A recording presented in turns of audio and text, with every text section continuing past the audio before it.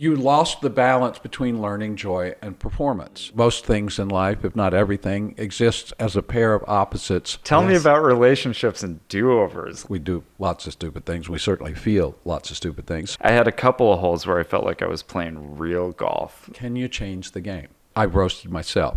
I do it in a popcorn popper. Yeah, pool or pond, Pond would be good for you. We're going to be done by tomorrow, aren't we? We're here. We're doing it.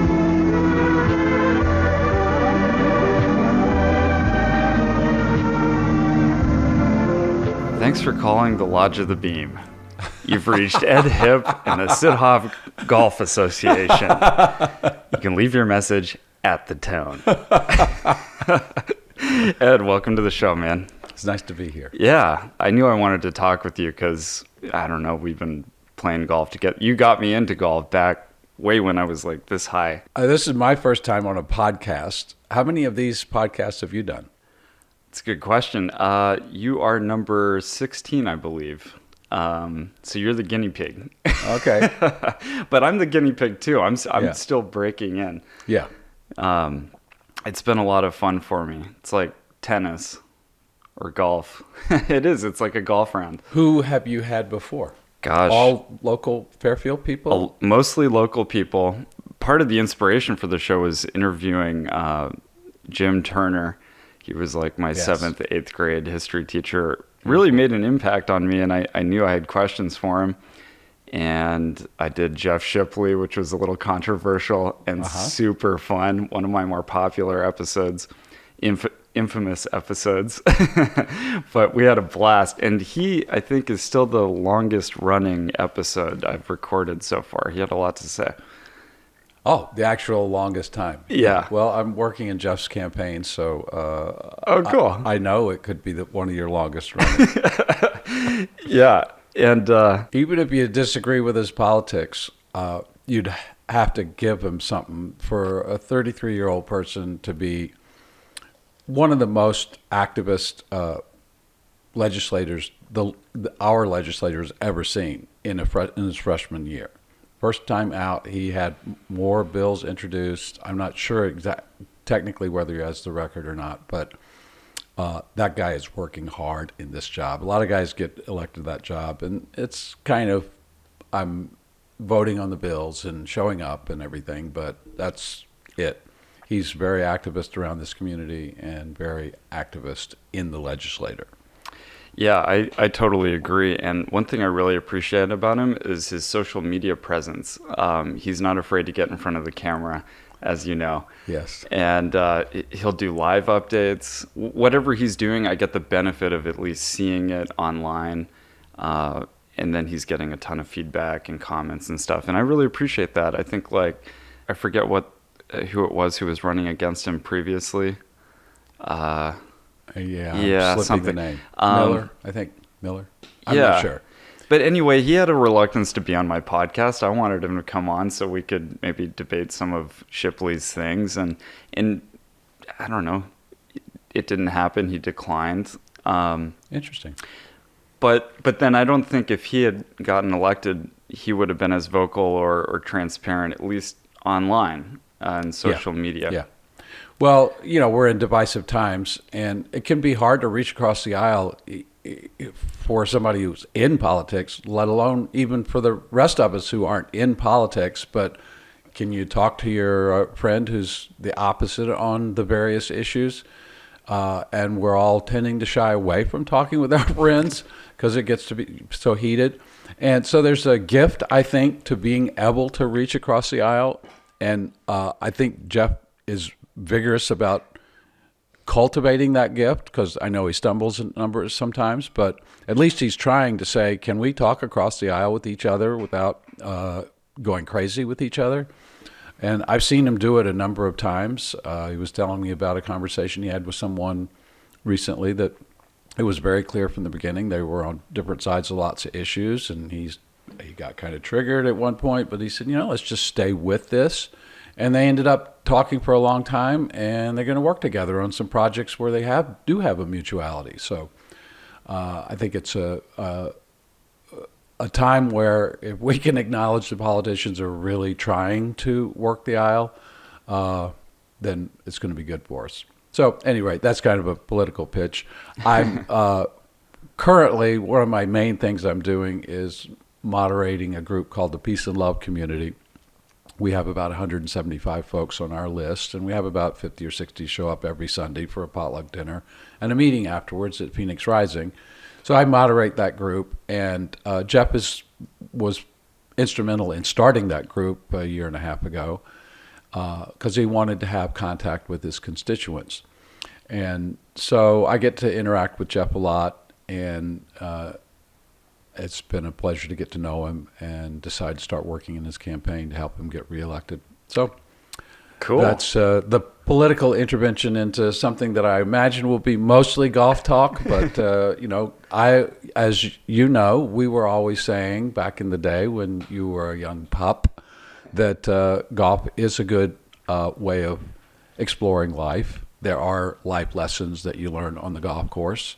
Sometimes people like to say it's a metaphor for life, but that's a little weak. I think it is life, and it's a good kind of playful place to explore some of the hardcore life lessons where when you make a goof in your marriage, you got a divorce, whereas you make the same goof of not being able to tolerate something in your golf round, you just get a bad score and you get another try the next day. So it's a good place to learn things, and I think that's what we'll be talking about mostly, but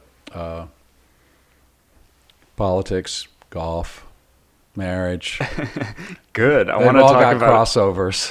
Yeah, I want to talk about all of it. I loved what you just said about golf, and I want to pick your brain more about just the philosophy in which you approach it, because I feel like, gosh, you had exercises for us growing up like Golden Divot. I'm trying to think of other ones. Just that we would do things like go to putt-putt golf or go bowling after a round of golf. Yeah. That was so fun. What was the direction behind that? Was it just playful, or was there kind of another angle to it? I think sometimes when I was doing something, it started out, the origin of the idea was this is play, and it didn't have so much thought behind it. It was just where would play go right now in this moment. And other times there was more of an intentionality around what kind of learning experience could we have here. So my coach, one of my main coaches, Fred Shoemaker, he always liked to say golf is a balance when it's at its best of play and learning and performance. So, or joy and learning and performance. So if you're having fun, you're doing well. If you're learning something, you're doing well. And the third part, the one that everybody tends to fixate on, if you're scoring well, then you're doing well. But rather than putting all of the focus on the performance, his idea that he taught me very well is that, if somebody finishes a round, what's the first thing you're going to say to them when they finish a round? Most people say, what do you shoot? What'd you shoot? And there's nothing wrong with that, but it just shows your first priority out of looking at that person and the playing of that round. And it doesn't have to be the first priority. It could be second or even third. And you could have said, hey, what'd you learn today? And when you ask people what'd you learn today, usually you get, that wasn't their first priority in terms of the debrief that's going on in their head about that round. How much fun did you have today? So those are a couple other questions you could ask. So we did, I am kind of an anti-establishmentarianist. I appreciate that. Middle school, when we all learned that word, the longest word in the English language, was the way we were always taught it. So I took it to heart. I think they tried to get me to learn how to spell that word too much because it just stuck. Okay, that's not just a word I'm learning to spell. That's what I want to be. So I'm always just naturally looking for what's an out-of-the-box kind of application to life in a given moment. So I was always looking for things that we could do that would be different than what a normal golf team would be doing. And, like most things, there's a gift And then on the other side, there's an interference pattern. So, you know, like you say, you're very friendly. Yeah, that's a gift. Well, sometimes I'm a little mushy and soft when I need to be kind of more firm with my energy. So I'm kind of stuck with that because I got such access to this. So the downside is that sometimes I was doing things to be special. And that can be an egoic trap. But for the most part, I think it showed up as a gift. Because kids, you know, do want to play, and they are looking for unusual experiences to have. So we were tended to do that. My golf coaching experience, as you've probably heard me say too many times in one format or another, got started accidentally. We took over the driving range for the city. They operated it for a year and they lost money, and so they were just going to close it. So we said, well, if you'll let us have it, we'll keep operating it. So it was a mom and pop thing. Just the family was picking up the golf balls and tending the range, and we figured out how to cut costs in a way that were based on family rather than the city and having to pay wages and all that stuff. So my oldest son, Vish, whose name was Devin at the time, he said after the first year where the family was doing all the work, hey, I got some friends that could do some of the work too. So that was those 4 kids, Devin Abrams, or Vish, my stepson, and Matt Cook and Lyric Dubiang and Noah Sheckman. So those 4 came out and started, they were picking up golf balls for 50 cents an hour and tending the range and doing all that work. And it gradually evolved into, actually, I think pretty quickly evolved into a tight-knit group, the 5 of us. And I tended to easily become what they were, maturity and age-wise. I could easily access my inner 13-year-old. And they also accessed some of my, whatever I was at the time, 35-year-old. And so none of them had played golf, but you're sitting at the range, tending the range for 2 hours, and you got customers coming once every 10 minutes. So what are you going to do? And the rest of the time, they did not just sit around and look at their phones because they didn't have phones then. It was, what are we going to do? Well, let's pick up some of these clubs that are laying around the shed and start goofing around. And so then they got interested and they wanted lessons, and I ended up making them some clubs, and we were going on golf trips all the time. And it was very organic and innocent and beautiful. It was all coming up out of, well, we're out here and let's do this thing of golf rather than do nothing. And they became totally fascinated with it. And I became totally fascinated with them. It became the main thing I thought I was doing was being a mentor to these 4 kids. We would spend all kinds of time with each other. Even the winter time when the range wasn't open, they would come over to my office and we would go into the warehouse area behind it and hit plastic balls around the warehouse. So the lodge, right? The lodge. Well, that was an office over in the Broadway building. Oh, cool. Remember back when the Broadway building still hadn't been rehabbed. So it had been a warehouse, and then it had been the Beckley Group. And so I had a little teeny cubbyhole office in there, and the rest of the building, most of the rest of the building was empty. And so we set up a putting course in there, almost a whole floor. There was 18 holes. We had the thing, ball returns would kick the ball back over into the hazard. And it was a really elaborate. I would play that 2-3 hours at a time. It was so good. And that was something we built together. And so they got a real understanding of golf course architecture, that, a hole that has a mechanical device that will kick your ball into crap. That's a really interesting hole. So stay out of the ball return that kicks your ball into crap.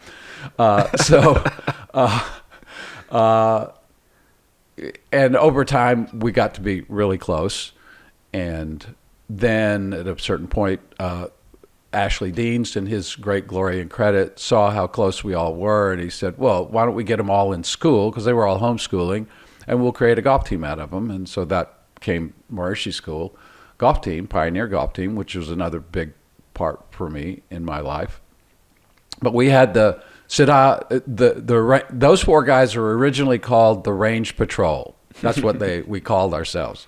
And then it became the Siddha Golf Association Rangers. And that's where you came in, because those four guys kind of commanded a presence in the community, and people started saying, hey, I want to do stuff too if these guys are doing stuff. And we had a really awesome Ranger program that wasn't specific to Maharishi School. We had Towns kids and other people too, and people younger than school, all the way up through high school, that were doing stuff in the summer and winter and stuff.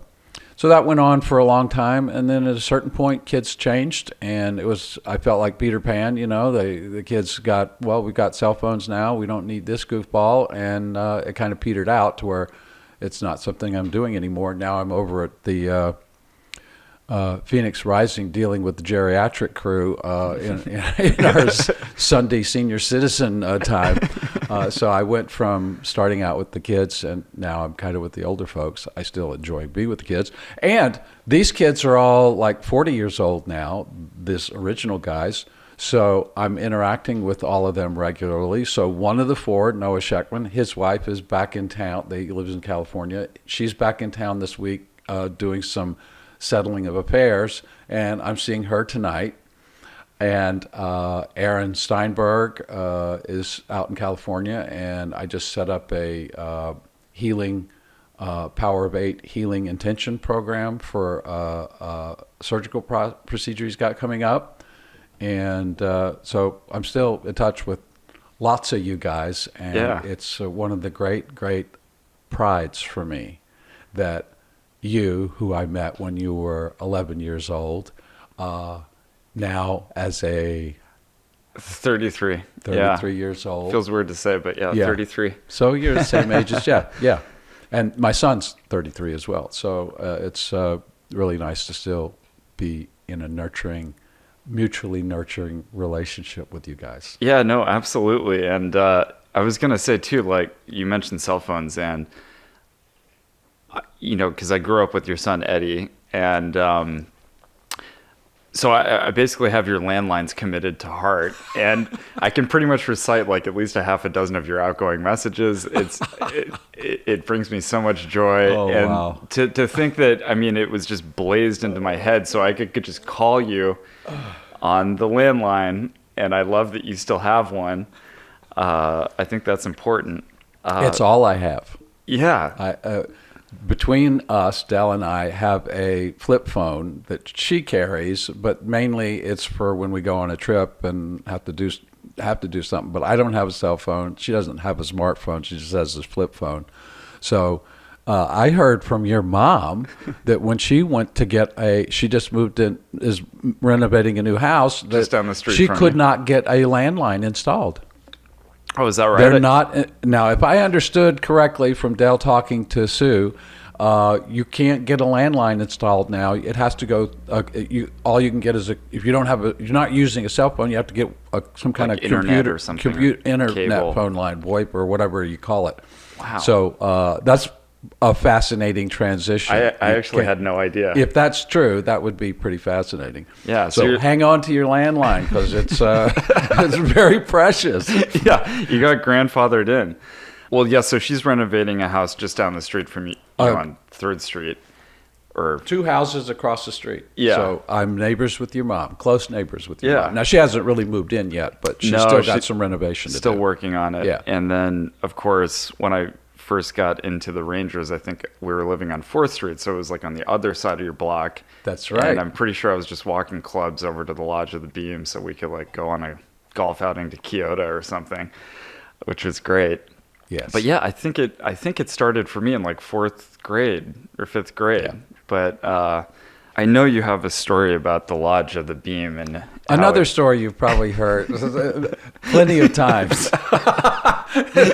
This is great. The Lodge of the Beam. Well, there was a point. We had a garage behind our house, a 2-port garage, and there was a point where my wife, Dell, got interested in feng shui. And she got so kind of one-pointed and focused on it, I felt like she'd kind of abandoned me somehow. It was stupid, but that's the way I felt. We do lots of stupid things. We certainly feel lots of stupid things. So I got, wow, how am I doing with my mission that Dell's got this very clear focus and mission here? And I felt just kind of weak as a man, I'll say.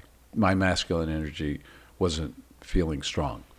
So I got, well, what am I going to do? And I moped a little bit. And then I just looked at that garage back there and I said, well, this makes no sense as a way of acclimating my masculinity, but this is what I'm called to do.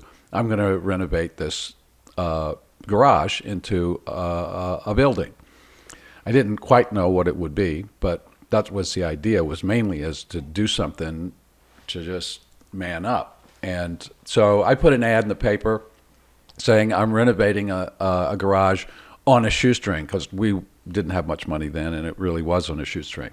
So I listed the things I needed: a heater, some walls and stuff, and we got everything to turn that garage into a recreation center that ended up being the clubhouse for the golf team for $400. Now, it's all done very rustically. The indoor siding is, as you know, was from a burned down building in Eldon. So somebody called me from that ad and said, I've got some wood from a partially burned down building. You can come and have it if you'll come and get it for free. Same thing for the heater. Windows, we paid $50 for like 9 windows. We have a golf net in there, and so you can hit.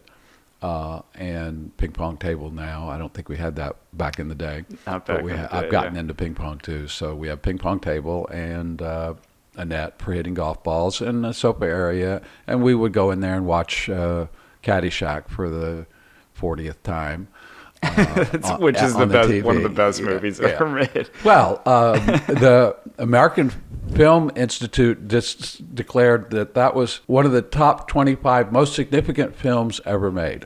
Not best movies, one of the most significant films. The lesson I was trying to teach to the group at any given time was more than 2 degrees of separation from something that I wouldn't be able to refer to a scene in Caddyshack. Then I was probably off base. I needed to get back to my core principles. Yeah, pool or pond, Pond would be good for you.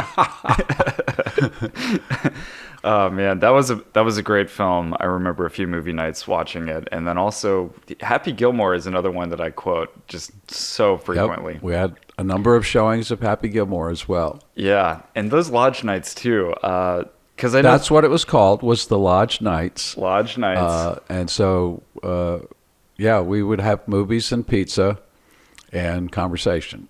And it seemed like it had a certain aesthetic. It felt like something straight out of a sitcom, like whatever the wall panning was, the couch is just right, so comfortable, all the cushions around, But you didn't say how it was the Lodge of the Beam. Oh, yes. Okay. So, as you know, the rafters that were part of the way that garage was constructed, there was like 10 rafters going across just about 2 feet above your head, because it was just a car garage. And so we're not going to be able to swing golf clubs in here with these rafters coming across. So I talked to a friend of mine, dear Bill Matkin, who is an engineer. What would it take to take these rafters out and have the building supported that way? He said, well, you could create a beam and put it up there. And so we went back to the Eldon house, where they had these 2 by 10s, I think, big pieces of wood. Now, all of this wood that came from them was old wood for one place, the siding, walls, and these beams, old, and it had been in a house that had been a fire. So it all had this kind of deep brown kind of look, not like it was charred, but it just had a real old rustic look to it. So I got a bunch of those pieces of wood, and I wasn't really what I'd call a carpenter, so I was kind of making my way with some of these things. So I just took a bunch of those pieces and laid them up on top of the rafters.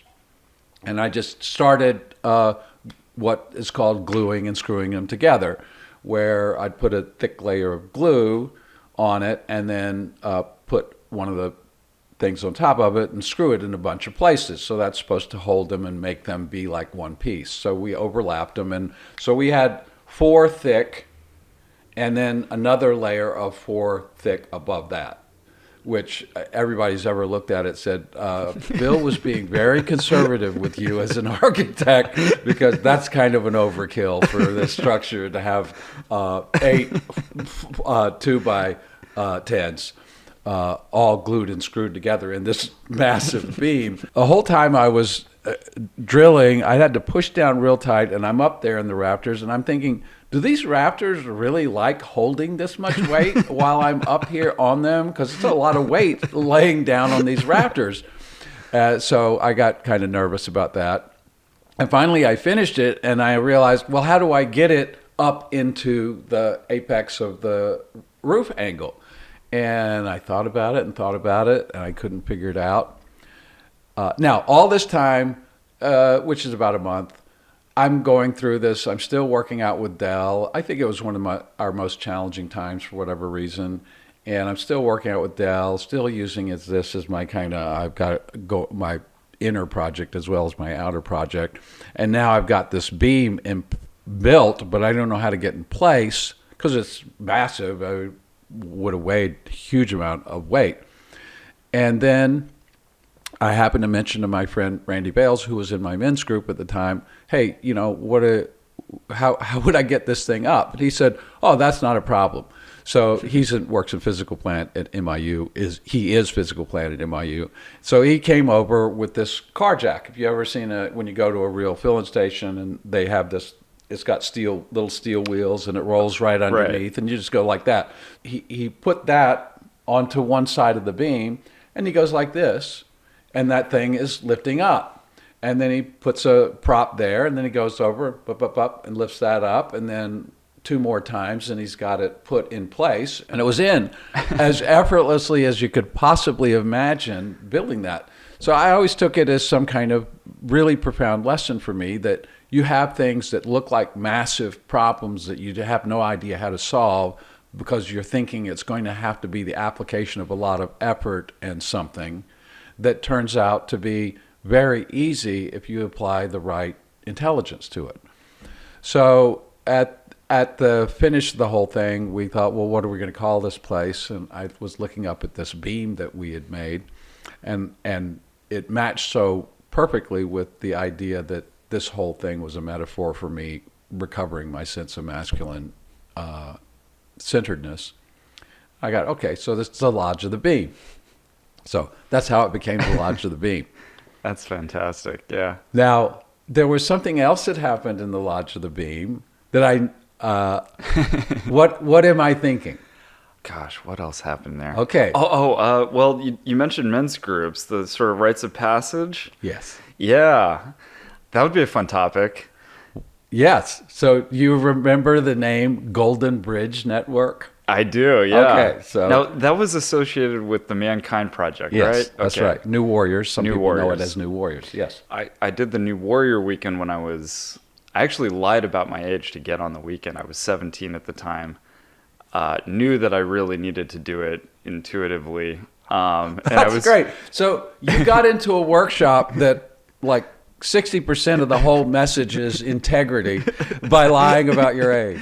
I love it. And everybody there would have loved it too, because that's one of the huge traits you have to have as a man, as a human, is the ability to resonate and reconcile crazy opposites. Yeah, come to think of it, that was really bizarre. I don't know how that came about. I don't know why that was such a priority, and that I lied about my age about it. And then I remember having this sort of imposter syndrome when I was there. I won't give anything away about the weekend, but you're with men who are old and young, and some of them going through this and that. And then I was just there like borderline teenager, but just like so hungry for the thing. And then you kind of wish too that I kind of wished that I got to like do it again like I had never done it before, maybe when I was in my early 20s or something, but it was a different experience because, you kind of go through that weekend once and you already know what the curveballs are. And, Yes. Yeah. but anyway, getting back to Golden Bridge, because that was the first introduction when, that first stage of rite of passage, which I think was like 12, 13 or something like that. Yeah. So we had like a kids weekend. That was a thing. Yes. And there was also, I think it was like my birthday or something. My mom took me out to dinner and then drove me down an alleyway, right? Like to the Lodge of the Beam. I had no idea what was going on. I think I turned 13 or something. Yeah. Dropped me off and I hear all this beating drums and everything. I'm like, what in the hell is going on? And she was just encouraging me to just like go check it out, at nighttime. I was just, all right, okay. Super fun. Yeah. Beautiful. Some really fond memories of that. But what stands out to you? Several people in Fairfield had gotten into the new warriors going to the weekend for what was called an initiation into manhood, a rite that's missing in our culture to a certain degree. We have various kind of things that fill in for initiation, but if you look at traditional cultures, you often see some very distinct and tradition that you get initiated into the tribe or the community once you get to a certain age. And there's ways that women get initiated into it. And this effort by the Mankind Project is about recreating that tradition for men and women. There's a women's version of it too.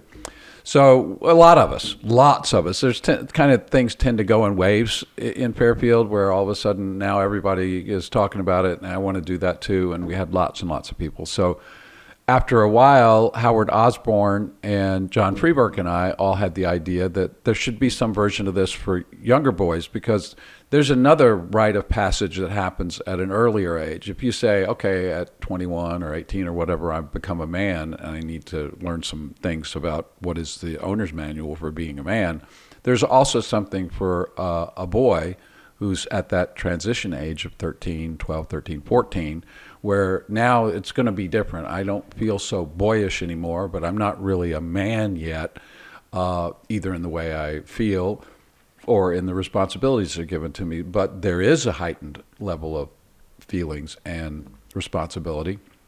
So we created this thing together, and it had this Saturday initiation. We didn't take somebody for a whole weekend like the Warriors did. Then we said, well, what would be kind of the version that you would use for initiation into manhood that would be kind of softer and more available, toned down, however you want to say it, and yet still have the real vibration of you're stepping into something here. So that was a fun thing. I was one of my most fun memories because that truly was out of nothing. Just the three of us were sitting around, whoa, what are we going to do about this? These boys need something. Yeah. And we created it. And it was a blast. Yeah, and it's one of my happy connections with you that you did that. Me too. Yeah. And I'm so glad we're talking about it because I actually do have the original video of the post weekend experience. Heath Morris is on that, Johnny Cope, and I feel lucky that I kind of got into that right as that little window had presented itself. Yep. So that's something that got empowered by that adventure of creating the Lodge of the Beam was, here's a place for that to happen, as well as a place for countless lodge nights that were more focused on the golf group. This didn't have anything to do with golf. This was for anybody who wanted, and we sent the word out, and parents would call us and say, I have a son, and I'm feeling like this would be good for him. Here was this Lodge of the Beam that worked perfectly for any kind of thing like that. That's why the Lodge of the Beam just kind of, in my mind, it's kind of like this mystical space. It helped culture, in my opinion, the whole Ranger experience. Same with the range, because, you used to have all those signs too, the infinity, the heart, and as far as aiming for those things, both in life and on your driving range, is just terrific. When we took over the golf range in '88, and we need to have some yardage markers so that people know how far they're hitting to. And the normal thing is to put up something that you've bought that has numbers on it. This is the 100-yard marker, 50-yard, whatever. So this is the kind of being special versus I'm going to do something different. Whichever way you want to say is more activated. If I desire to be special, or I just want to do something out of the box. And in this case, there was a very valid reason for it. I felt like people are going so much to the left brain in golf. The instruction is very left brain, typically. The scorekeeping is very left brain. I'm measuring what my experience was on the golf course with some numbers and pars and all of that stuff. So I got, how can we increase the access to the right brain? So numbers are left brain and pictures are right brain. Icons are right brain. So we decided we would have this little key that you could look at that would say, what out there is 125 yards away? Oh, it's that crossed club icon that we have out there. So all of these icons were painted on spool cable ends, that it's a round piece. So we took those and mounted them, and then we had icons on all of them so that you were never looking at a number and never getting encouraged to go over to your left brain. So we had a heart was the 75-yard marker. There you go. So this would be a test for anyone. What were the different markers? So the cross clubs marker, because X actually is a not just metaphor. In educational kinesiology, they've found that if you put two parallel lines in front of someone, like if I go like this, this puts you in your left brain and right brain as separate things that are not integrated. If I go like this puts you into, I have access to the corpus callosum that is between the two as a bridge so that I can access my ability to think in parts and my ability to think in wholeness at the same time. Cool. So we had the cross clubs. We figured, why put just an X? Let's put some club head on the end and make it look like a club. So we had a great big thing. That was the cross clubs. That was 125. We had a sun and a moon and a heart and the cross clubs and yin yang. Yeah, we had the yin yang, the two fish circling each other. We had a crown because that was in our logo for the Sydney Golf Association was a crown, and we had a lotus.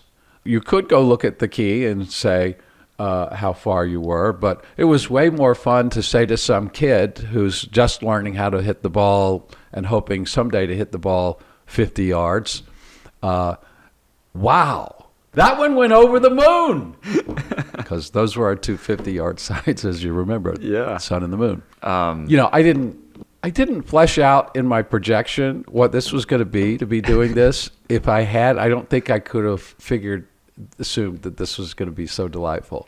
Oh, it's so fun. So beautiful that you were there for all of these things we're talking about, and that you're still so keen about it and have such a good memory about it, and that you're still playing golf and enjoying it. Yeah, I actually just got out for the first time this season. It was last Sunday, and that was fun. We played Cedar Creek, me and my buddy Ryan. A couple of doubles, triples, some bogeys, got a birdie and some pars. It was good. I had a couple of holes where I felt like I was playing real golf. It's awesome. Yeah, well, that's great on your first time out. Yeah, it certainly was. And honestly, yeah.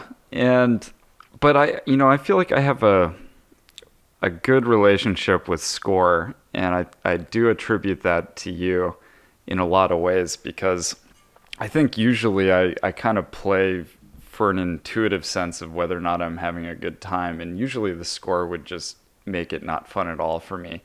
I mean, that when I was a bit younger, my seventh grade mind said, you're going to be a professional golfer no matter what. But it's funny in hindsight, I think about the tournaments I played in the regional area at the time, how tense that of an experience that was super fun. But I think it took some of the joy out of it for me. And then I had to take a serious step back, and I think one regret that I truly deeply have is that I didn't get into the golf team, because I kind of peaked before that happened. It's probably I just said a lot. No, it was all very useful, all the things you just said. I think I'm going to take the opportunity of you saying that. There'll probably be 5 or 6 times where I go, okay, this is the reason that we got called to do this, was this particular aspect of the conversation. And I've had a couple of them already. This is the biggie right now. And it is to apologize to you and to all of the kids. Because something happened for me that it took me a long time to discern what it was, more in retrospect than in current time. A little bit, I was getting a little inkling in current time, but it took some kind of figuring out afterwards. That first group of 4 kids, that was all so organic and innocent. We never had an idea we were going to be competing. It was always, we just love being out here. And the being out here is the goofing with golf, the being together as a group, and the trying to get better, the learning. We didn't really know what would be reasonable performance expectations. And so we didn't have that really heavy on us. So that was pure in the way I think of it. And it was like if I started at pure over the period of my whole time coaching kids, it went in the direction that kept a lot of the purity of that, but started getting, polluted's too strong a word, but influenced in a way that in retrospect I wish hadn't happened by performance orientation. I all of a sudden noticed, wow, all of these kids are very, very good. You guys were all playing very well. And I got, okay, then I should be more about cultivating that. And there was some ego. Could I be the coach of this great kid player and have that known and whatnot? But also, could the kids just become great players because it seems to be opening up that they could? And so in your case, you took, as you just said, took a step back because you were feeling the tension part of what I now would have called excessive. You lost the balance between learning, joy, and performance. The performance got weighted too heavily. If they're all equally balanced, it should be that you could go, hey, I'm playing really well, and it's fun, and I'm learning something about the playing well and the moments when I don't play. It's all got this nice, easy balance that keeps you drawn in. And if something gets out, like if the fun gets out of balance, then you lose your focus and you're not that committed and you can't be disciplined. So that can get out of whack too with certain things. And in some cases, I think I have an overabundance of learning because, I'll see a swing on YouTube and I'll forget how well I'm playing with the last thing I saw on YouTube. And now I'm just going out and trying that. So, and I think that balance of how much energy for joy and how much for learning and how much for performance is different for different people and different in different people's lives at different times. But in your case, I didn't catch it. I should have seen that happening and found a way to say, hey, let's not play in tournaments for a month. Let's just go goof around and jump in the lake at the end of the round or whatever. And I didn't do that. So that's my specific apology to you. And I've thought to make it for a long time. So it's interesting that it's coming up to make it now. But the general apology into which you also fit is to all of the kids, to the degree that a given kid, I interacted with you guys, any of you that are listening, from an excessive orientation to performance, then I'm apologizing. I'm sorry. If we get into it again in whatever way, I'll make it up to you by checking in with what is the balance, because this is not just true in golf, it's true in everything. It's true in your work, it's true in your relationship. There's got to be a balance of learning, joy, and performance. And if there's not, then you're vulnerable. And if you can pick that up and get back to it, then that's one of the great skills in life, is to notice when you're off and get back. So thank you for bringing it up. Oh, sure. Well, I was going to say too that I feel really indebted to you. I feel like a lot of the lessons that I learned on the golf course with you, and it was profound. It shaped me in a big way. Performance is exciting, especially when you're getting better. So it's like, that all makes sense. I can think of all these things in my life where it's interesting when you catch some degree of success, it's hard not to have the expectation of not wanting to not only repeat it, yes, but to get even better every single time. And then I just kind of reflect on it too as like my own personal dynamic. I still can't fully articulate or explain it. It was something internal in me. I remember just like hanging out with my buddies at the time, and it just hit me like a lightning bolt. Oh, you're gonna like not really golf as much anymore or something. But it was weird because I can't fully explain why. And then I do get a sense like, darn, I don't know what was going on for me. I might have been able to process, had I been able to process something more back then, I probably would have been on the golf team. But and then it just took a bit more of a casual direction. But I'll tell you, one of the biggest joys for me right now, like this has been a theme of me turning 30, is kind of revisiting things that I had some degree of talent and skill for, and explore in so much greater depth. So that's been like a lot of fun. I can think of a few things. Every now and again, I'll pick up the penny whistle, which is something I was pretty committed to learning and playing. Took lessons with Tim Britton back in the high school or whatever it was. And that's been kind of the theme of getting back into golf, just analyzing what the hell life is even to begin with. And I think golf is just such a perfect background for that, because you just see like every personality come out on the course, and then all the various things like you mentioned, what you can focus on, the score or like what you learned, and or even how it relates to relationships, like do-overs. Like tell me about relationships and do-overs. I know you as Ed and Dell, like you have this terrific marriage, and you've made it work for so long. I'm just curious, like what can you bestow on someone who's a bit younger who would aspire to have like that kind of commitment and depth of a relationship? Wow. Well, thank you for Sorry, this. No, this is so beautiful. As any of the kids will tell you, I'm happy to talk about stuff. Before I do respond to that, I do want to, so I don't forget it. Sure. Let's go play sometime soon. Yeah, we should. And can you play the penny whistle while you're standing and moving?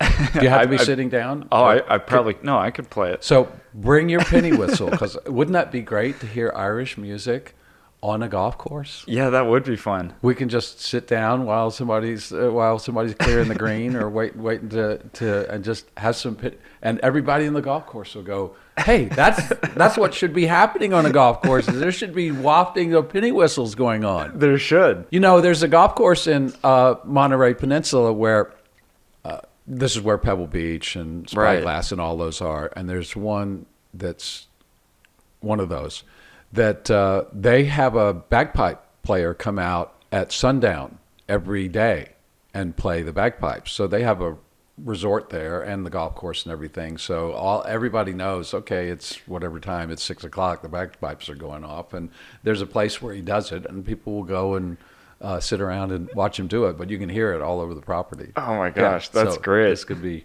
our new tradition. Yeah. We'll start having you come out at sundown to Royal Dandelion. And that's good. I'd be into that. It's like Willy Wonka, like every time you go into the next room. Yes. Perfect. Okay, so relationships. Well, it's perfect that you bring this up, because Dell and I just celebrated our 35th anniversary on Saturday. Congratulations. And today is Tuesday. So 4 days ago, we got to be very mindful of how fortunate we are. one of the things that you could look at relationships too is how much time do they get to spend together. And it's not a bad or it can be a bad or a good, but it doesn't have to be. Some relationships, the man's off doing his mission more and the woman, and they come together at certain points. Dell and I didn't really go that way. When we started the Sidha Golf Association and then the golf range and then the teams and everything, she was an integral part of it. Now she is the greenskeeper for Royal Dandelion, which means she's actually working more hours on that than I do. I do other stuff, the coaching and emails and stuff like that, but she's doing the actual mowing and taking care of the golf course, and she loves it. It's her meditation to go out there and take care of that place. So we've always been a team in the golf thing. And now that we're doing the Phoenix Rising, we're more or less a team on that too. So we get to spend a lot of time together, a lot more time than I think most couples do. And one of the main strengths I have is that I like to notice what's happening in relationship and then find a way to speak about it. So anytime you ever see some cautionary tale, whether it's a feature movie or whatever, about relationships, the big caution is don't let stuff go uncommunicated because it'll fester and mess up. So we've gone through a lot of things, like the thing around when I was built the Lodge of the Beam, but none of it was uncommunicated. It was always, okay, we're working on this together. Here's something that's going on. I'm not feeling very masculine. You're wanting to go out and do something on your own that doesn't have me in it, this feng shui business. So let's talk about it and make sure we're connected about it. So that would be my main thing is those places where, I think I could rate everybody on a 0 to 10 scale for 10 would be very inclined to talk about stuff, and 0 would be it gets shoved and repressed to the point where you ended up splitting up and you didn't talk about it until you got a couple of lawyers in the room, if you ever did. Yeah. So that would be my main thing to say is if you can nod your number up from a 6 to an 8 or from an 8 to a 10 or from a 2 to a 4, it's going to be good for you and it's going to be a gift to your partner. And you just have to do that. You have to notice, well, here's something I don't want to talk about or say to her or him. So that means this is something I need to find a way to talk about. I think New Warriors and generally speaking, being in a men's group helps foster those things, at least to some degree. Just in terms of communication and quote unquote shadow work. But that was my first introduction into that stuff, and I'm just so grateful that it came as early as it did, even though it's a lifetime practice and I still totally screw it up all the time. But now I will also say it from the man's perspective, it helps to marry a woman who is in the process of figuring out or has figured out how to integrate two opposite things that don't usually sit together very easily to the degree that Dell has with me. So you'd say it's a gift to be able to accept stuff from your partner, funky stuff in your partner. It's the old story of, okay, now that we're married, I'm going to start fixing you. So the opposite of that would be, can I accept something that I've now discovered, that you always leave your coins underneath the sofa cushion, your car keys, or the remote. So I've now learned that, and I might not would have married you had I known that ahead of time, but now that we are married, I'm learning how to accept that. So that's a gift. And then it's also a gift to be able to stand up for what you know is right for yourself and for the relationship. So even as I say those, they sound like they're opposite things, but that's life. Is most things in life, if not everything, exists as a pair of opposites along a value line. I'm friendly versus I'm, tough. Well, you got to have some toughness and you got to have some friendliness. I'm restful and I'm alert. Well, you need to have some restfulness and some alertness, and somehow they got to be able to exist. So all people, but I'm not talking about all people right now. I'm talking about a wife, in this case, Dell, have to have that ability to stand up for what's right for her and for us, and the ability to accept and dance with the foibles as they are presenting themselves. And Dell's a genius at it. I'd say she has always been a genius at it. She's gotten even better as we've gone through this, but I'm saying this in order to really be honest or accurate, because I said, hey, the main thing I would say is to learn how to communicate with each other. But if you're married to a person who is either just a wimp and is going to let you do whatever you want, then that's probably not going to save it. And if you're married to someone who's just going to break you over everything, it probably won't save that either. So it's a case of having some tools, but also having some good material to work with. So Dell is awesome material to work with, and I have brought that part of it to us, that let's talk. Let's make sure stuff's not going unlooked at by us. As it relates to golf, talking about scores or this or that, maybe you chunk one, slice one into the woods.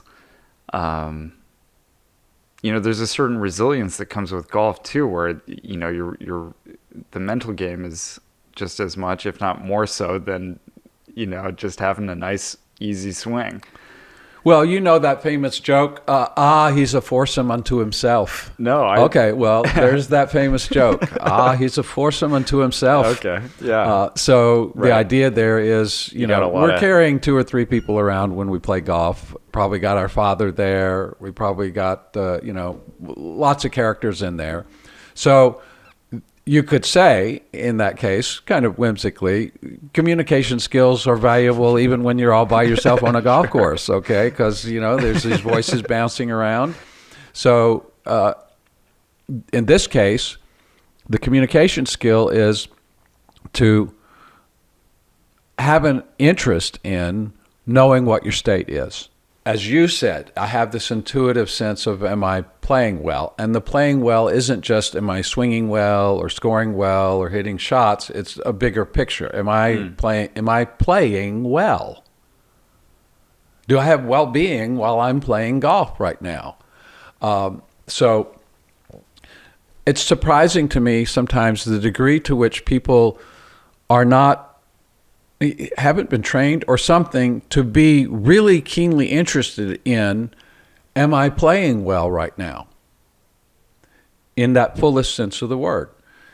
So if you are interested, it is a kind of communication from one part of you to another. There's this innocent child in you that's just playing golf, and there's this performance kind of person who wants it to be well and even has certain standards for how well it should be.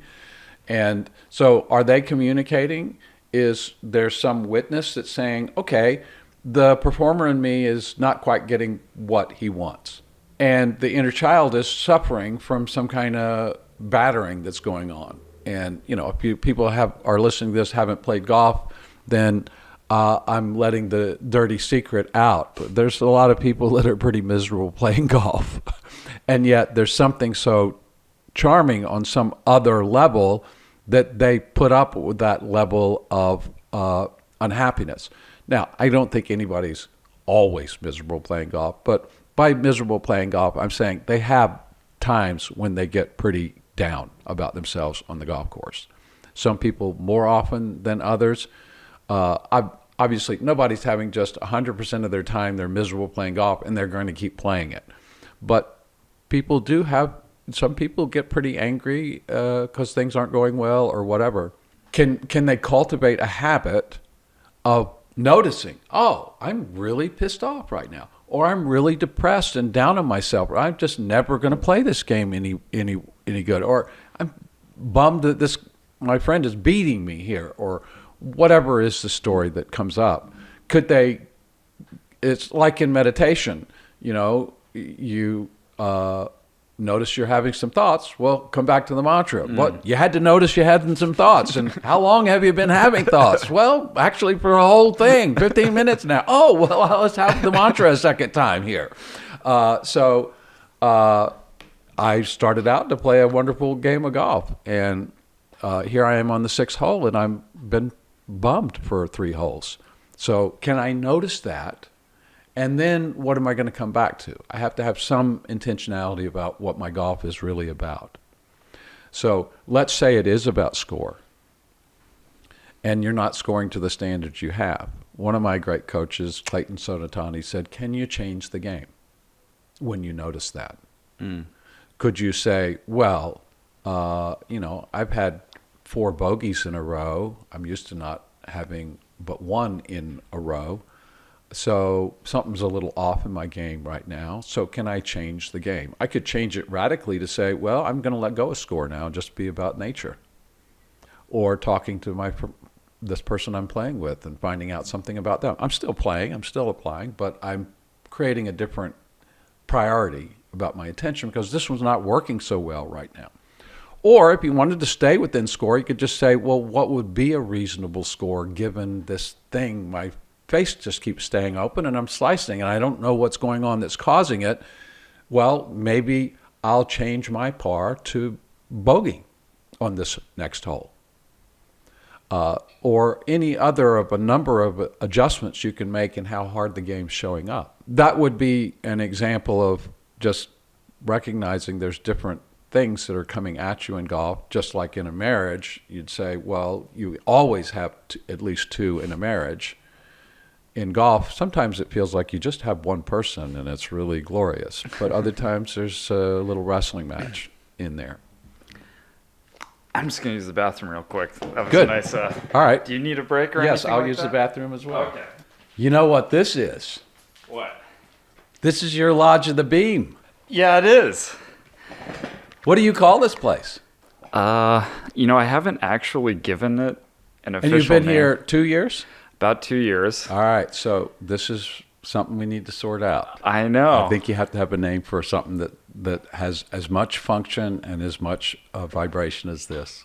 Yeah, thanks for saying that. Yeah. You're right. Yeah, there's a name and a form.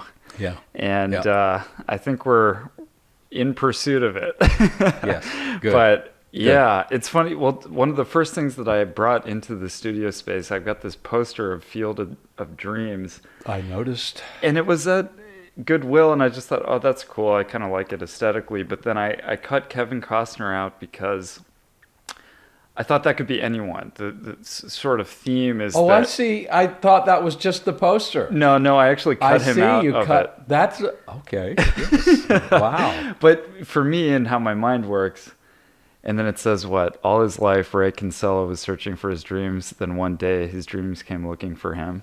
I just thought that was cool. Yeah. So it was one of the first things that kind of moved into the space. But I think you're absolutely right. I think it needs a name. And maybe some signage too, although I kind of like that it's a hole in the wall and people don't actually know where to find it. They have to be in the know. Yes. I just finished the beverage you gave Yes. me this morning. Yep. Tell me a little bit about what I just drank. This is called Morning Beverage 2, sometimes spelled TWO because it's the second one, sometimes TOO because it's just too good. There was a guy who developed a thing called Bulletproof Golf, and it was just a matter of putting a pat of butter in your coffee. The idea being that the caffeine could be integrated into your system better if there was some good fats. Now, if you're vegan, then sorry, you'll have to scratch the butter, but it can be replaced with some other good fat like coconut oil or something. And then I had this idea. I like hot chocolate, I like chai, and I like coffee. So what would it be to have all 3 of those be in one beverage, a kind of a hybrid between the 3 of them?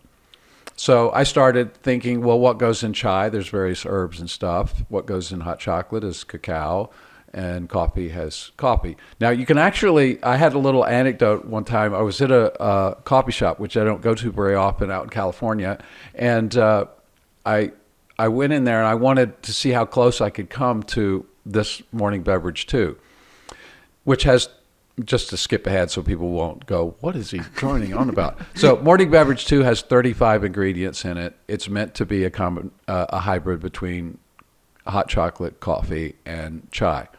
So And it's more fundamentally about being a health beverage than it is just a whatever gratification of taste. So they had a thing called dirty chai, which is where you take some chai and put a shot of espresso in it. So now that's two of the things. So I said, well, could you put some cacao in there too? And he said, I haven't done that. Yeah, okay, we could do that. And I said, well, what would we call it? And so we started playing around with each other while he was making it. And what we came up with is it's filthy chai. So dirty chai is when you pollute it with some caffeine, some coffee, and it's filthy if you also put some chocolate in there. Nice. So this is otherwise known as a filthy chai. So there's 35 ingredients. Now, the point of talking about this now, since this was supposed to be a golf conversation, but we've gone too far afield for that now. But after I'd been making this for a while, I read this article that just was so gratifying to me that Phil Mickelson basically does this too. He is so into his beverage that he makes in the morning that he takes all the stuff with him when he goes somewhere and makes it himself. I mean, this guy could be doing anything, but he actually is into the making of it so that he makes it himself. He's got like 9 ingredients in there. They're all oriented toward, there's nothing that's in there for me that's not has some health benefit. Now, some people would say coffee is a negative on health, but you can go read, if you put it in on a search word, is coffee good or bad for you? You're going to get people talking on both sides, but there'll be plenty of people talking very detailed about how coffee is good for you. Of course, anything can be made bad for you if you drink it too much or in a wrong way. And I think just drinking straight black coffee does expose it to some limitations. And that's why I've integrated other things. For example, caffeine is something that stimulates you. There's another stimulant called L-theanine that is the primary stimulant in matcha tea. Studies have shown that when L-theanine mixes with caffeine, you get the stimulation, but it's a much smoother, less anxious Sugary. or jaggy stimulation. So matcha tea is in this too. Now, some people would say, that's crazy. Matcha tea is a spiritual kind of ceremonial thing. It has to be, well, I'm sorry. This morning beverage too has matcha tea as one of the 35 ingredients because I was actually putting it in because I just thought it would be good. And then I read this article about L-theanine and caffeine, how good they are together. So there's some fats, actually 3 fats. There's some tahini, and there's some butter, and there's some MCT oil, which is a derivative from coconut oil that is a really, really good oil for lots of things. Transporting nutrients across the blood-brain barrier is something that MCT does very well. So those fats are probably the first thing to say. So the other thing that I say is, now this kind of is a broader point. A lot of times when something is said to have been researched and found to be bad for you, it's either an ill-intentioned researcher or a stupid researcher because they haven't truly isolated or found the best form of that ingredient. Like, for example, I often say to people who just are bashing tobacco, I say, well, first of all, that was a sacred herb from traditions all over the world. American Indians held that was a way. Now, this is not a promo for tobacco, by the way. Sure. But it is a promo for being honest about the way you study things. So people say, well, there are thousands and thousands of studies showing. And I say, really? Can you name me one? And they go, what are you talking about? I'll say, can you name me one proper study done where they isolated the ingredient of tobacco as an ingredient? Tobacco may have lots of wrong things, but if you want to know it, you're going to have to study it by itself. Same, I think, with milk. People say I'm milk lactose intolerant. Well, really? When all you've drank is pasteurized, homogenized milk? I mean, those are 2 very powerful processes exerted on milk. And if you really wanted to study milk, then get some organic, milk that has not been homogenized and not been pasteurized, and let people take that and study and see if they're getting all these symptoms of lactose intolerance. Maybe you will. I don't know. But I wouldn't say that it's from the milk until you had done that.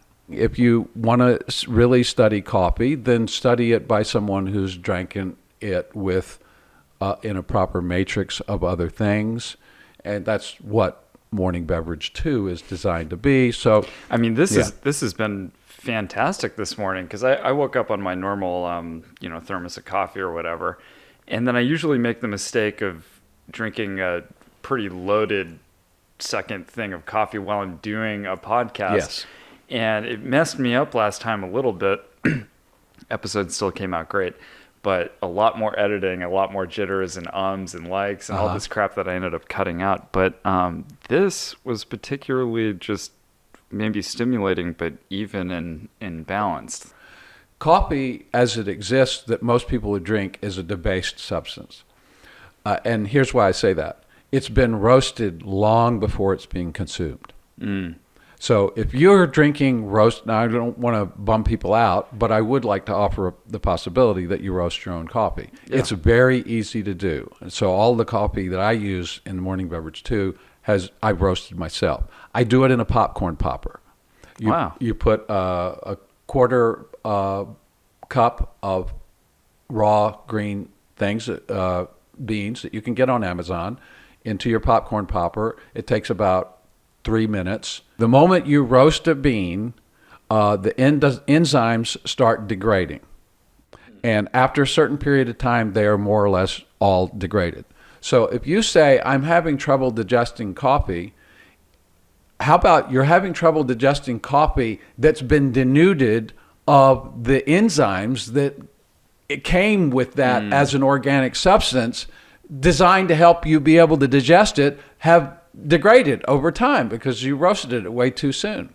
I mean, think of it. You cooked your food and then you're going to wait, 3 months while it's in the supply chain before you ate it? You wouldn't do that with any other food. I had no idea about this in coffee. That's great. I'm learning that one, I just happened to see some YouTube video where the guy was giving a lecture on what happens to what the path for degradation of the enzymes over time. So the taste takes 4 days to fully mature in a bean after it's been roasted.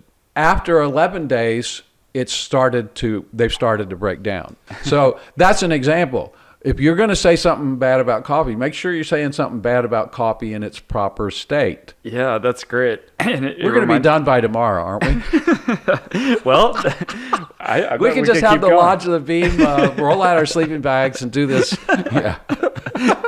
Lodge night. I thought we were going to quote Caddyshack more in this episode, but... All right, so let's think. What is the first Caddyshack quote that comes to mind? But, I'm a little shocked to think that it's been a little while since I've thought about Caddyshack. Yeah. So there's the point. How long ago was the last time you saw Caddyshack? I think... We can say it without shame because we are supposedly adults now.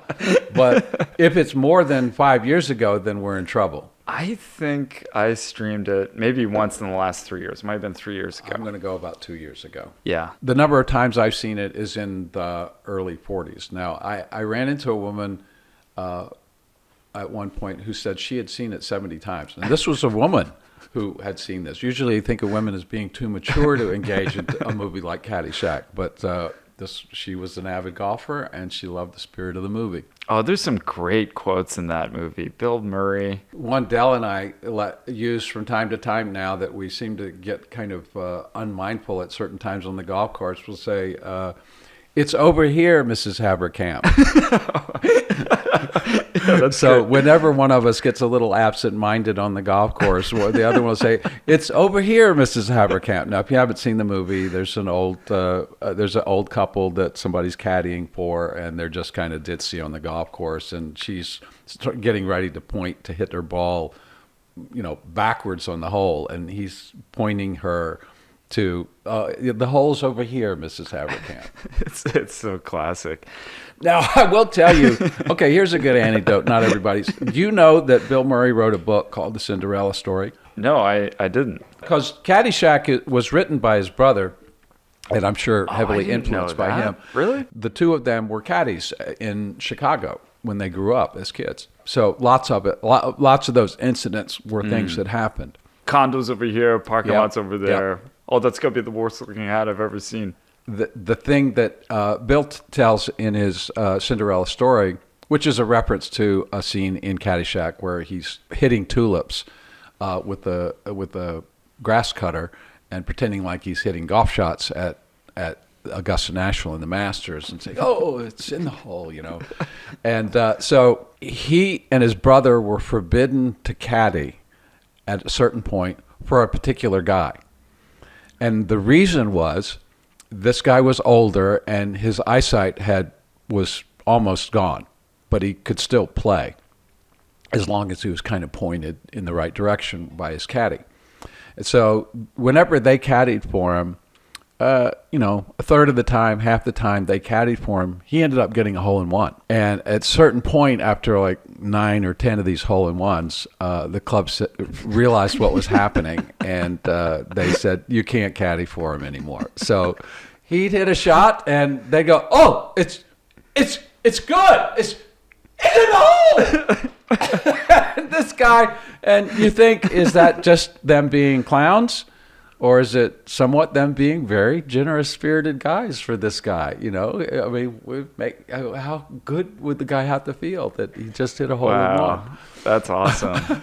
What a great, yeah, and you said it so perfectly too. That's exactly how he delivers it in the movie. Have you ever hit a hole-in-one, or something like it? For me, there's 2 different categories of hole-in-ones. There's hole-in-ones at regular golf courses where the cups are 4 1/4 inches across in diameter. And there's hole-in-ones at Royal Dandelion where the cups are 22 inches in diameter. Yes. So I had my 3rd hole-in-one on a regular golf course about a month ago. Number 2 at Walton. Just a month ago? Yep, just a month ago. No, 4. I've had 4 hole-in-ones at regular golf course. So I had my 4th one on number 2 at Walton a month ago. I had my 3rd one last summer on number 8 at Walton. And that one was fun because I was playing with Richard Bell and Dave Rishi Eisner and Michael Eisner. And number 8 at Walton is the perfect hole to get a hole-in-one on because it's down below you, so sure you is. see everything about it. There's no question about what's going on. So we're looking at this ball that's just tracking perfectly right from the beginning, and they're starting to get more and more excited. And by the time the ball rolled in the hole, almost like you would put it in, they were going nuts, and Richard got his phone out, and and then he sent the email out sent the video of it out to lots of people. So that was a very celebrated one. Then I had one on number 9 at Walton 25 years ago that was utterly a fluke. It was the opposite of it rolled in like a putt. I was not a good golfer at the time. It was a total fluke. I was like a 90 shooter, and I hit a shot on the 9th hole that landed about halfway up the hole. This was the summer before they had irrigation. Ground was rock hard, so my ball, it's a 170-yard hole. The ball landed on the ground over the lake at about half that distance. So what is that? 85 yards. It landed at the 85-yard mark, which was basically just a little bit past the lake, bounced on this rock hard ground all the way up 85 yards up to this green, and somehow rolled into the hole. And it's like, so that was that one. And then at Mount Pleasant, I had my first one, and this one also was crazy. It's a downhill par 3 that has a big tall tree over on the right and a ravine behind the tree that is out of sight. So I hit this great big slice that went over the top of this huge oak tree on the right and disappeared in that ravine, which was like 40 yards to the right of the green. And I got, okay, that's that. And then I started to put my club in my bag, and then I looked up, and the balls come rolling out of the ravine, which I don't know even how it could have done, rolls all the way across the green. The flag was on the other side and goes in the hole. So I've had 2 gifts from God of hole-in-ones. Now, wow. Let's get to the more fun ones. Yeah. At Royal Dandelion, one of the great things about Royal Dandelion is that we have 22-inch cups. Now, that's partly because our greens, as you know, are not mowed with greens mowers, so it's grass mowed with a grass mower. So it's not smooth. So we play with one club. I play with 7-iron. Some people who hit the ball further play with a 9-iron. But we play with one club, and then you hit your shots from the tee. They're all par threes, so the short one is like 75 yards long. The long one is 150 yards long. So we hit your tee shot, and then you chip if you're not on the green. And then once you're on the green, you're still chipping. So with that kind of parameters and the ground not being perfectly smooth, we figured 22-inch cups would make it feel like a doable thing. And without knowing this other thing that has come true, you can actually stand, if you're a reasonably good golfer, you can stand on the tee at Royal Dandelion and actually think, well, how would it be to get a hole-in-one? Because it happens. You know, I've played golf for a long time, and I have 4 hole-in-ones on a regular golf course. And I count myself very lucky to have that many. I've talked to golfers who are better than I am who've never had a hole-in-one. So it's a rare thing. It's so rare that you don't ever think about it or I don't ever think about it when I'm playing on a golf course. It just happens and you go nuts like, wow, that came out of the blue. At Royal Dandelion, I've had enough hole-in-ones there to where I do sometimes step onto the tee and go, I'm owning my swing today. I'm hitting the ball where I want. I see this ball going that way, and I might get a hole-in-one. And I've had it happen when I had that thought one time, where I actually said, this could happen, and it did. So that's the glory of 22-inch cups. So last year, my previous record for a year, I play every day at Royal Dandelion, was 18 hole-in-ones in 1 year. So I've always thought, well, I played a huge amount then, more than I usually do. So I got, okay, that'll never happen again. Well, last year I got 24. Now, wow. I had always had the idea, well, 18, wouldn't it be cool to get 24? Because that would be averaging 2 hole-in-ones a month or 1 every 2 weeks. That would be really awesome. So I got up to 23, and it was Christmas Day. I had 23. Now, you can't think, okay, I've got 6 days left in the year. I'm going to get a hole-in-one in 6 days. You can't ever think that not with regular golf. Plus, I had a hole-in-one on every hole except for number 4. So I got, okay, wouldn't it be cool to get a hole-in-one on number 4 so that I had one on every hole, and this would be my 24th. So I just was really intentional about it because I got my 23rd one like 2 weeks before that. So I had a whole month. Okay, I've got a whole month, and I could get it on 4. Well, I never did. And on Christmas Day, I got a hole-in-one.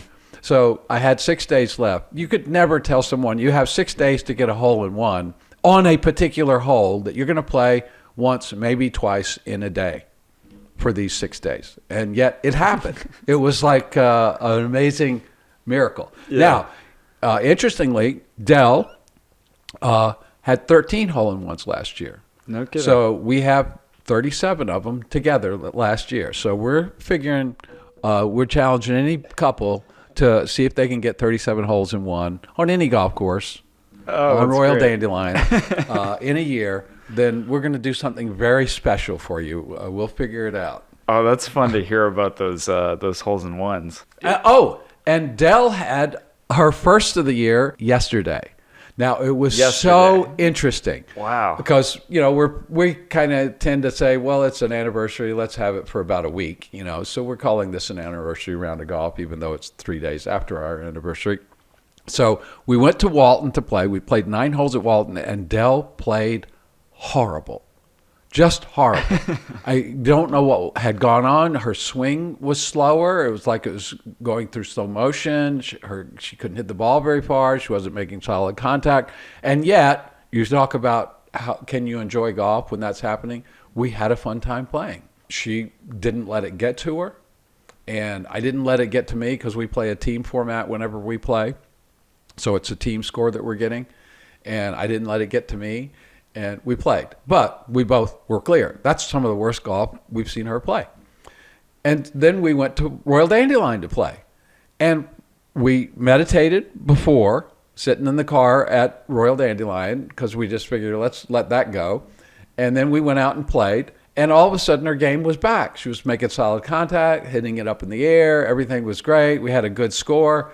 And on number 8, she got a hole-in-one. I have this thing, I keep extensive records about performance stuff, and I have a category called Great Days of Golf.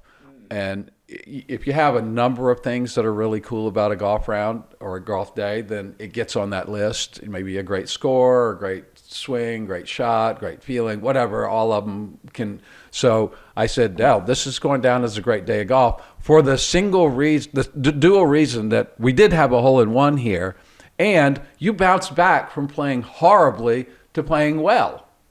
So that was pretty cool. Oh, that's awesome. Yeah. So you're going to open up the range here pretty soon, or is it already open? It got opened inadvertently a couple hours ago. Oh.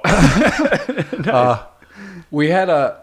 This has been an odd spring for the Royal Dandelion Golf Course and Range, because the golf course that these 4 original kids built, because they couldn't get on a golf course, they built it just by saying, rather than just mowing all the course the same length, why don't we create some holes out there by mowing some of it short and some of it not short.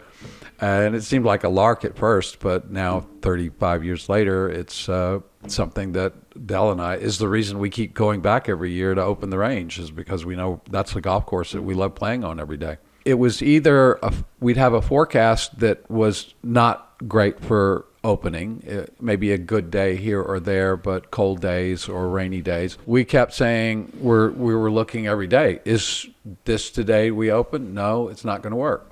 So we were still dragging along with that. And oddly, there was a guy who bought a punch card for himself and a friend of his as a gift at the end of last year for this year, which we've never taken money in one year for the next year. So they already had their membership. And he said, called me and said, well, I'm out here. Why are you guys not open? I bought my punch card and I'm ready to play. And I said, okay, we're open now. So I've got to send the email out that says to everybody else that we're open and you can start using it. But for Bill Runyon and his friend Todd McElhaney, we're open. But they're the only 2 ones that know about it right now. That's fantastic. Yeah. And I suppose there's people listening who might be like, okay, I'm going to get some bucket of balls this year or punch pass. How do they do it? Do they call the lodge or? Well, if you go, so the Royal Dandelion Golf Course and Range is at the north end of 8th Street. If you get onto 8th Street on the north side of the train tracks and start going north, it'll dead end into the range. We like to think of it as a live end, but so that's where it is. And we have a big sign on the front that has our phone number on it. Elsewise, you can call our phone number at 472-7909. 09, because Luke knows it all. He can still remember calling that number, saying, where are you, Ed? We're supposed to get to this tournament now, and you're late. We have a punch card that you sell. We operate on an honor system, do-it-yourself honor system. You get the punch card, the combination, and you get to go in and scoop your balls out and hit them out in the field and then close up when you leave. And then we have a separate green fee. You can join the golf course part of it for $25 for the whole year. You get to play unlimited golf for a whole year on our par 3 golf course for $25. And you might get a hole-in-one. We have 3 golf courses here. Two golf courses in most people's opinion, because they don't think of Royal Dandelion as a golf course. But we have Walton Club, which Dell and I are a member of, and we have Fairfield Country Club. And that we still have those 2 golf courses, not to mention our 3rd golf course, in a town of this size is a miracle. There was a period of time where golf went through a contraction. Lots of golf courses closed around the country. You could say they were attached to real estate, and real estate went through its funky thing, and it was an anomaly, but golf did go through a big contraction. And lots of the small towns like Fairfield around Iowa at various times has been able to say we have more golf courses than any other state in the country.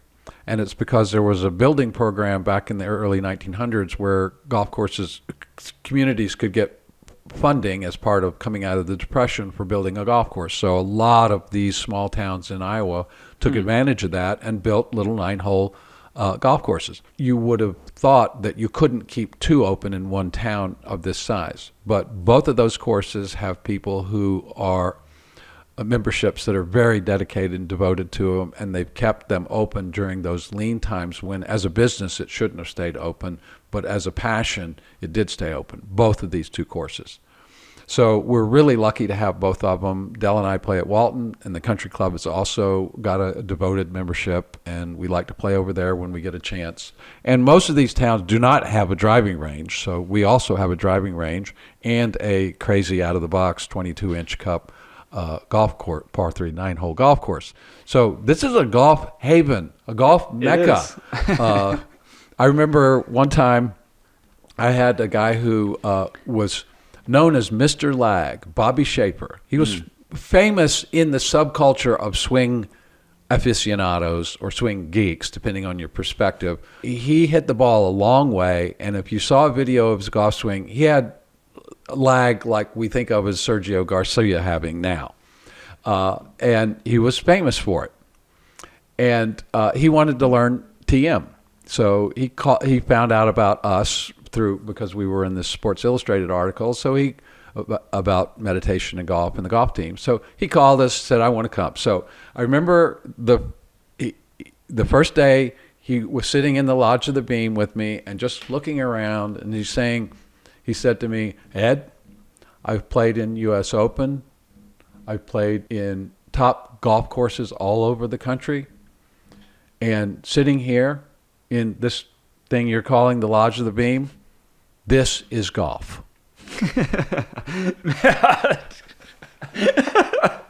It's one of my greatest moments. Oh, my God. Golf was to have this guy say that. Hell yeah. So we're very fortunate in Fairfield. Well, we sure are. For lots of reasons, one of which is the plenitude of golf facilities and also the kind of folks that you can meet playing golf.